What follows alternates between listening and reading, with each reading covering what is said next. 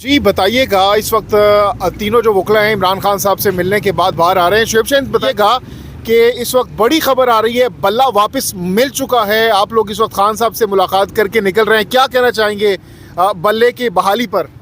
देखें, कौम को मुबारक हो, क्योंकि पाकिस्तान की सबसे बड़ी पार्टी वो PTI है।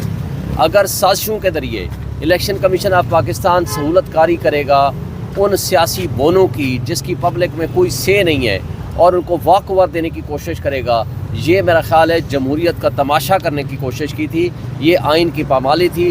हम अल्लाह का शुक्र अदा करते हैं, हक सच की फतह हुई है, आइन की फतह हुई है, कानून की फतह हुई है, जमहूरियत की फतह हुई है। मैं समझता हूँ कि ये बहुत बड़ा जुल्म होता जो कुछ मार्शल लॉ के ज़माने में भी नहीं हुआ, आज वो इलेक्शन कमीशन करने जा रहा था जिसने फ्री एंड फेयर इलेक्शन कराने हैं। वो क्या फ्री एंड फेयर इलेक्शन कराएगा जिसकी अपनी क्रेडिबिलिटी इतनी मशकूक हो चुकी है, जो बजाय इस बात के कि वो इलेक्शन कराए और सब पार्टीज़ को एट पार और विदाउट डिस्क्रिमिनेशन ये तसव्वुर करे कि सब पार्टीज़ का उसी बराबर का हक है।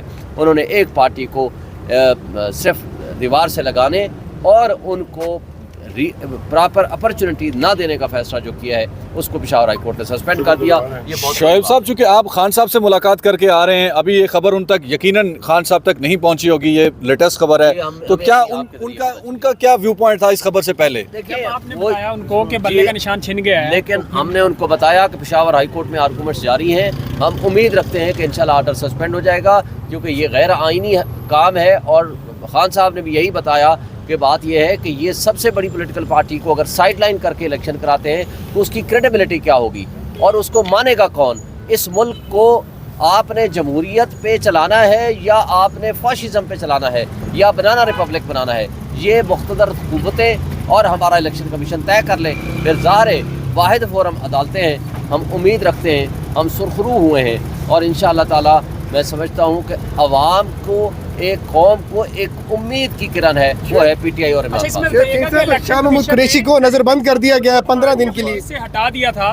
तो इस फैसले के बाद क्या तहरीक इंसाफ दोबारा अपनी तौर पार्टी बहाल हो जाएगी? बहाल हो चुकी है। फैसले के बाद ऑटोमेटिकली वहीं से रीस्टार्ट हो गया।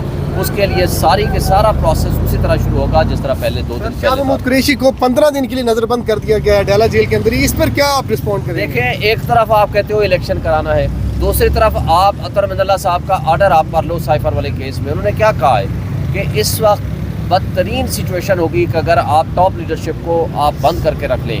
अब 3 MPO का मतलब क्या है? उस दिन सुप्रीम कोर्ट ने खुद कहा कि आप 3 MPO के ऑर्डर कर रहे हैं और इलेक्शन कमीशन उन लोगों को DRO और रिटर्निंग अफसर बना रहा है जो हमारे खिलाफ 3 MPO के ऑर्डर्स कर रहे हैं और सैकड़ों की, हज़ारों की तादाद में किए हैं। इसलिए उमैर न्याजी साहब ने ये पिटीशन फाइल की थी कि भाई इनके ऊपर हमें भरोसा नहीं है।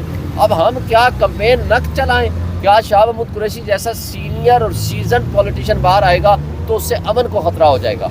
ये क्या भोंडा मजाक है। और यही मेरे साथ कोयटा में हुआ, यही हमारे साथ सारे लोगों के साथ कर रहे हैं। और अगर अभी भी यानी इलेक्शन शेड्यूल के आने के बाद भी अगर 3 MPO के ऑर्डर आ रहे हैं तो मैं समझता हूँ कि इलेक्शन कमीशन ऑफ पाकिस्तान की क्या आंखें और कान बंद हैं? ये उनको सोचना चाहिए, उनको समझना चाहिए कि ये करने क्या जा रहे हैं। और एक बात और है कि आज भी वक्त है कि रिकन्सिडर करें अपने फैसलों को, और इस तरह की हरकतें करेंगे तो ये मजाक होगा हमारे मुल्क का, हमारे जमहूरी इदारों का, हमारे आइन का और कानून का। शाह, ये बताइएगा कि इमरान खान साहब की जो ज़मानत हुई वो आपने इमरान खान साहब को जब आगाह किया कि उसमें बेल होगी है साइफर में, तब खान साहब का रिएक्शन क्या था और उनको क्या लग रहा है कि वो कब तक बाहर आएंगे? साइफर वाले केस में उनको पता है पहले से ज़मानत हो चुकी है, उनको बता दिया गया था। और दूसरा ये है कि जो बाकी 2 मुकदमात हैं उनमें कुछ भी नहीं है, वो तो कल और परसों लगी हुई हैं। हम होपफुल हैं कि इंशाल्लाह उनमें भी ज़मानतें हो जाएंगी, तो वो हम उम्मीद रखते हैं कि इंशाल्लाह वो जल्दी बाहर आ जाएंगे। एक शॉर्ट सा कमेंट करूंगा कि इस वक्त दिल में जो ख्वाहिश है वो ये है कि काश हम वापस जा सकें और खान साहब को बताएं कि बल्ला वापस मिल गया। तो क्या आप कोई किसी पुलिस एहलकार के जरिए, किसी भी ऑफिशियल के जरिए को पैगाम नहीं भेज सकते खान साहब को? हम कोशिश करते हैं क्योंकि ज़ाहिर है उन्होंने अपनी ड्यूटी करनी है, उनके लिए मसाइल खड़े नहीं करना चाहते हैं। पेशावर हाई कोर्ट से आया, तो ऐसा भी मुमकिन है कि इलेक्शन कमीशन इस फैसले को मानने से इनकारी हो जाए? इलेक्शन कमीशन अगर फैसला मानने से इनकारी हो जाएगा तो मुझे बताएं कि फिर वो अगर अदालतों के फैसले वो नहीं मानेगा तो क्या उनकी किंगडम है? क्या वो बादशाह है?